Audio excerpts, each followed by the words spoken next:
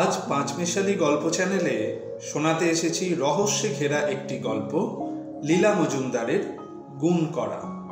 চরিত্রায়নে লেখিকার ভূমিকায় মৌমিতা সেনগুপ্ত, নগা, বিজু ও ফাগুর ভূমিকায় আমি ডক্টর অর্চ সেনগুপ্ত। তাহলে চলুন আজ সবাই মিলে শুনি রহস্যে ঘেরা গল্প গুণ করা। বুঝলে, আমার মামার বাড়িতে ফাগু বলে একটা চাকর ছিল। বাঙালি নয়, ওই গারো পাহাড় অঞ্চলে ওর বাড়ি। আশা করি গারো পাহাড় কোথায় সে কথা আর তোমাদের বলে দিতে হবে না। ফাগু যে বাঙালি নয় সে ওকে দেখলেই বোঝা যেত। বেঁটে মোটা, এক মাথা কাটা কাটা চুল, দারুণ ফর্সা, আর খেত যে, আরে বাপ, দেখলে তোমাদের তাক লেগে যেত। রোজ দুটি বেলা এক গন্ধমাদন পর্বত ভাত আর এক গঙ্গা জল তার চাই। তাই দেখে আমরা হাসাহাসি করলে আবার সে কি রাগ। অত হাসবার কি আছে দিদি? জানো, আমরা হলাম গিয়ে পরিদের বংশ। আমরা নানা রকম টুকটাক ভেলকি মন্তর জানি। একটু না খেলে আমাদের চলবে কেন? একদিন আমার মামাতো ভাই নগা বলল, দুধ পড়ি আবার হয় নাকি? যত সব বানানো গল্প, চালাকি করবার আর জায়গা পাওনি। তাই শুনে ফাগু এমনি চটে গেল যে আরেকটু হলে থালায় এক পাহাড় ভাত ফেলেই উঠে যাচ্ছিল। নেহাত অত ভাত খেলে বেড়ালটার অসুখ করতে পারে বলেই গেল না।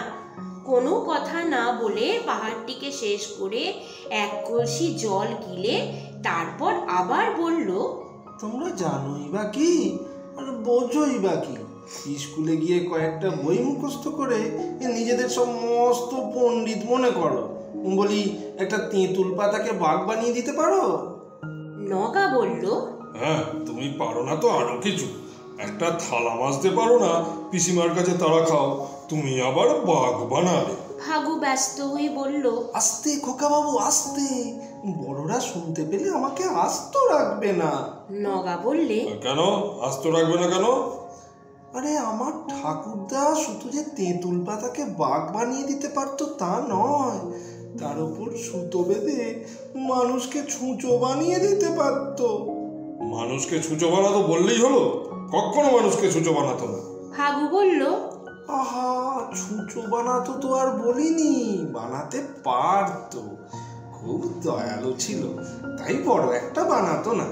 তবে মানুষকে ইঁদুর, ব্যাঙ, কাঁচ পোকা বানিয়ে দিতে আমি নিজের চোখে দেখেছি। শুনে আমরা সবাই একেবারে থ মেরে গেলাম। ফাগু আরো বলল, আমার স্পষ্ট মনে আছে, আমাদের পাহাড়ের নিচেকার গায়ের চমড়ু মোড়ল ঠাকুরদার কাছে টাকা ধার করে শোধ দিচ্ছিল না বলে ঠাকুরদা প্রথমে শার্টে পুড়ে তাকে আমাদের বাড়িতে এনে তারপর তার চারদিকে সুতো বেঁধে মন্ত্র পড়ে তাকে একটা ব্যাঙ বানিয়ে একটা মাটির হাঁড়িতে সরা চাপা দিয়ে রেখে দিলেন। তারপর চমড়ুর বউ যখন হাউমাউ করে কেঁদে কেটে এসে টাকা শোধ করে দিয়ে গেল, তবে ঠাকুরদা আবার চমড়ুকে মাথার ঘুঁটের ছাই মাখিয়ে মানুষ করে দিলেন। ওই জন্যই বারবার বলি, খোকা বাবু, আমার পিছনে লেগো না। নগা মাঝে মাঝে ফাগুর মাথার টিকি ধরে টানতো কিনা, তাই ফাগু এরকম বলল। নগা যদিও মুখে বলল, হ্যাঁ, উনি সব কিছু করতে পারেন, অথচ 10 টাকা মাইনেতে বাড়িঘর ছেড়ে আমাদের বাড়িতে কাজ করতে এসেছে। মুখে একটু চাল দিল বটে, কিন্তু টিকিতে হাত দিল না। ফাগু আস্তে আস্তে উঠে থালা ঘটি নিয়ে আঁচাতে গেল। যাবার সময় শুধু বলল, টাকা পয়সা তৈরি করতে পারি এ কথা তো বলিনি খোকা বাবু।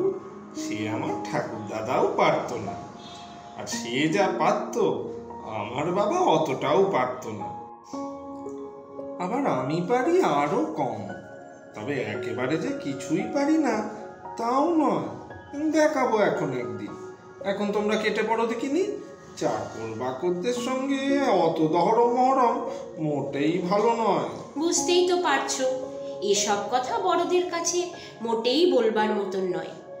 তারপর দিন সন্ধেবেলা ফাগু মুঠোর মধ্যে করে কি একটা ছোট্ট লাল বিচি আর একটা তামার আংটি দেখালো। কি রে ফাগু, ও দিয়ে কি হবে? ফাগু বলল, আংটি পরে ওটা খেলে তারপর যদি আমার জানা একটা মন্ত্র মনে মনে বলা যায়, তাহলে যখনই ইচ্ছে হবে তখনই আমি অদৃশ্য হয়ে যেতে পারবো। এর অনেক বিপদও আছে, কাজেই তোমরা যেন আবার খেতে টেতে যেও না। এই না বলে আমাদের সামনেই টপ করে সেটাকে গিলে ফেলল। আরেকদিন দেখি পায়ের বুড়ো আঙুলে একটা তামার মাদুলি বাঁধা। বলে কি না, ওটা যতক্ষণ আমার পায়ে পড়া থাকবে ততক্ষণ সব জন্তু জানোয়ারদের কথা আমি বুঝতে পারি দিদি। নগা বিরক্ত হয়ে বলল, হ্যাঁ তাই বই কি, এদিকে ক খ পড়তে পারেন না, বাড়িতে চিঠি লিখতে হলে আমাকে এসে খোসামদি করেন, উনি বুঝবেন জন্তু জানোয়ারদের ভাষা। আমার ছোট মামাতো বোন টিনা বলল, সসপ্যানকে বলেন নগজপানা, রেফ্রিজারেটরকে বলেন ক্যাভেন্ডিশ, ইলেকট্রিককে বলেন লিকটিস, উনি নাকি বাঘা পুষিদের কথা বুঝবেন। ভাগু একটু কাষ্ঠ হেসে বলল, দেখো দিদি, পরীদের ইংরেজি শিখবার দরকার হয় না। ওই যে কাল মাস্টারবাবু তোমাদের বকতে ছিলেন, বাঁচবে বাদর ওঠে বুঝতে পারছিলে না বলে, ও সবও আমাদের শিখতে হয় না। আমাদের দেশে আমি নিজের চোখকে দেখেছি বাদররা বাঁশ বেয়ে বেয়ে ওঠানামা করতেছে, একটুখানি ওঠে আবার একটুখানি করে পিছলে পড়ে যায়, আর রেগে মেগে সে যা বলা বলি করতেছে সে আর তোমাদেরকে না বলাই ভালো। কোন পাকে কি শিখে নেবে। হ্যাঁ, কি বলছিলাম, জন্তুদের কথা বুঝি বই কি। এই তো একটু আগে পুষি বলছিল খোকাবাবু হাত ধুয়ে পিসিমার বাটি থেকে দুধ চুরি করে ওকে খাইয়ে দিয়েছে। অত হাসছো কি দিদি? কাল বাঘাকে কে ওই পুজোর সময় ছেড়ে দিয়েছিল সে কথাও বাঘার কাছে শুনেছি। এরপর ভাগুকে আমরা খুব বেশি ঘাঁটাতাম না, কিন্তু সত্যি ব্যাটার খাওয়া আর ঘুমের বহর দেখে অবাক না হয়ে পারলাম না। মাঝে মাঝে আমাদের বলতো, দেখো দাদা দিদি, তোমরা যদি আমাকে খুশি করতে পারো তোমাদের আমি ওই অদৃশ্য হয়ে যাওয়ার মন্ত্রটা শিখিয়ে দেব।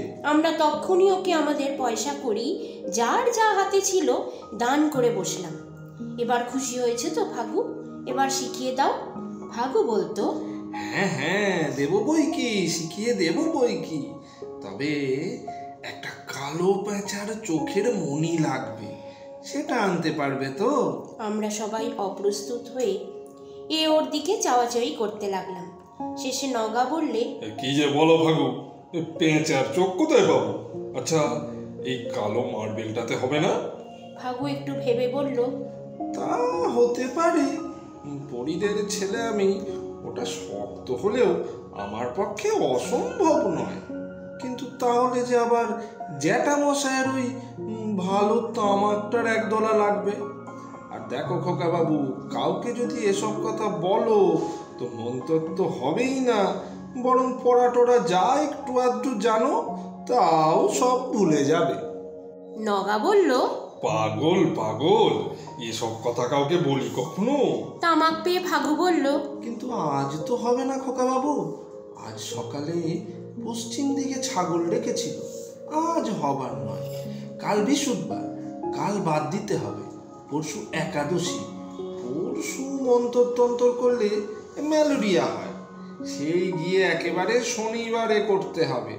তা একদিক দিয়ে ভালোই হলো, সেদিন ছোট কাকিমাও বাপের বাড়ি থেকে আসবেন, ওনার সঙ্গে সেই দুষ্টু বিজুও আসবে, ওকেও তাহলে শিখিয়ে দিতে পারবো। আচার টাচার চুরি করতে ভারী সুবিধে হবে। তাই হলো। কোনো রকমের শুক্রটা পার করে শনিবার সকালে যেই ছোট কাকিমার সঙ্গে বিজু এসে উপস্থিত হয়েছে, ধরলাম গিয়ে ভাগুকে। নগা বললে, আর চালাকি চলবে না ফাগু, বলে রাখলাম, যা যা বলেছিলে সব হয়েছে। এবার না শিখিয়ে দিলে কিন্তু বাবাকে বলে টলে একাকার করব, সে পড়াই ভুলি আর যাই করি। হ্যাঁ রে, সত্যি তাই। তাছাড়া এমনিতেই তো প্রায় সব ভুলে গেছিস, মাস্টার মশাই বলছিলেন না। খুশি হওয়া দূরে থাকুক, নগা আমাকে এক ধমক দিল। চুপ, আমি তোর চেয়ে বড় না? বিজু বললে, তোরা থাম না। দেখ ফাগু, পড়া টড়ার জন্য আমি কেয়ারি করি না, জানি না কিছু তো ভুলবো কি চাই। তবে এটুকু বলে রাখি, চালাকি করবি তো পিটিয়ে ছাদ করে দেবো। তোর চেয়ে ঢের ঢের ভালো লোকেদের একেবারে চামচুর বানিয়েছে, তা জানিস? যখন শেষটা ছেড়ে দিয়েছি পানের মশলার সঙ্গে তাদের কোনো তফাৎ থাকেনি। কাঁদতে কাঁদতে সব বাচ্চাদনেরা বাড়ি গেছে। হাগু বলল, আরে না না, অত অবিশ্বাস করলে কি চলে দাদা? আজ সন্ধেবেলায় সূর্যি ডুববার 1 ঘন্টা পরে খুব ভালো সময়। তোরা 4 জনে একটা নতুন কাঁসার ঘড়ায় 50টা সন্দেশ, একটা নতুন ধুতি, একটা নতুন গামছা, আর ওই আংটিটা তো আমার পকেটেই আছে বলে ফাগু এ পকেট সে পকেট হাতড়াতে লাগলো। সর্বনাশ, আংটি তো নেই। তার কি হবে? এমনি আংটিতে তো হবে না, ওটা যে মন্তপুতো ছিল। বিজু ঘুষি পাকিয়ে বলল, হাগু, শেষকালটায় সব পণ্ড করে দিলি। দেখ চালাকিরা, আংটি যখন তুই হারিয়েছিস তোকেই ব্যবস্থা করতে হবে। 1 মিনিট সময় দিলাম। হাগু কাঁদো কাঁদো মুখ করে বলল, লাল পাথর বসানো বড় সোনার আংটি একটা হলেও চলে যায়, তা সে আমি কোথায় পাবো? বিজু একটু হেসে বলল, আচ্ছা আচ্ছা, সে আমি দেবো খন, কিন্তু অদৃশ্য হতে শেখাতেই হবে। হাগু বলল, সে আর বলতে, ঠিক 6:30টার সময় ওই জিনিসগুলো নিয়ে গোয়াল ঘরের পিছনে ওই খালি গুদাম ঘরটাতে তোমরা এসো। আগে আমি নিজে অদৃশ্য হয়ে দেখবো পারি কি না। আংটিটার জন্যই একটু ভাবছি। যাই হোক, তারপর তোমাদের শিখিয়ে দেবো। তবে কি জানেন দাদাবাবু, এসব বড় শক্ত খেলা। এইটুকু ভুল করেছি তো সর্বনাশ। হয়তো চিরটা কালের মতোই উবে যাব, হাওয়ার সঙ্গে মিলিয়ে যাব। বিজু বললে, রাগাওড়া 6:30 ঠিক রইল। সন্ধেবেলা বড়রা সিনেমা দেখতে গেল। ছোট কাকিমার সঙ্গে এসেছিল ওর বিয়ের ঘড়া, তত্ত্বের সন্দেশ, ধুতি, গামছা আর বিজুর একটি নতুন লাল পাথরের আংটি। এসব নিয়ে আমাদের সঙ্গে গুদম ঘরে গেল। সেখানে ফাগু অপেক্ষা করছিল। কাউকে বলিসনি তো তোরা? তাহলে কিন্তু মন তোর ফলবে না। আরে না না, এবার শুরু কর দেখি। ফাগু ঘরে ঢুকে বলল, তোমরা একটু বাইরে দাঁড়াও, গোপনে মন্তরটা সড়গড় করতে হয়। এই বলে জিনিস নিয়ে ঘরে ঢুকে দরজাটা বন্ধ করে দিল। বাইরে আমরা বসে আছি তো বসেই আছি। 1/2 ঘন্টা গেল, 1 ঘন্টা গেল, চারিদিক দিয়ে এমনি অন্ধকার হয়ে এলো যে আর কি বলবো। তারপর বড়রা তো 8:30টার পর এসে হাজির হবে, তখন তো আর কিচ্ছু হবার জো নেই। এত দেরি করলে মন্তর শিখবো কখন? শেষটা বিজু কাঁধ দিয়ে দরজা ঠেলে খুলে ফেলে দিল। গিয়ে দেখি সব ভোঁভা, ফাগু ও জিনিসপত্র সব ডিসঅ্যাপিয়ার্ড। ভেবেই পেলাম না কি হলো। বেটা মন্তরই ভুল করে চিরকালের মতন হাওয়াই হয়ে গেল, নাকি আমরা সবাই গুদম ঘরের দেওয়ালের ছোট জানলার দিকে একবার তাকালাম। খালি বিজু একটু মাথা চুলকে বলল, আমি আবার আমার বন্ধু জগাইয়ের কাছে খানিকটা বলেছিলাম, সেই জন্যই কি বেচারা শেষটা হাওয়ার সঙ্গে মিশে গেল নাকি? পরে গোলমাল হয়েছিল বই কি। আংটির কথা কেউ না জানলেও ঘড়া নেই, সন্দেশ নেই, কাপড় নেই, ফাগু নেই, গোলমাল হবে না? তবে ফাগুকে আর পাওয়া যায়নি। পাঁচমিশালি গল্প চ্যানেলে আজকের গল্পটি এখানেই শেষ হল। আশা করি আপনাদের ভালো লেগেছে। ভালো লাগলে লাইক, শেয়ার ও সাবস্ক্রাইব করে দেবেন। আপনাদের মূল্যবান মতামতের অপেক্ষায় রইলাম। ভালো থাকবেন সবাই। আবার ফিরছি আগামী সপ্তাহে।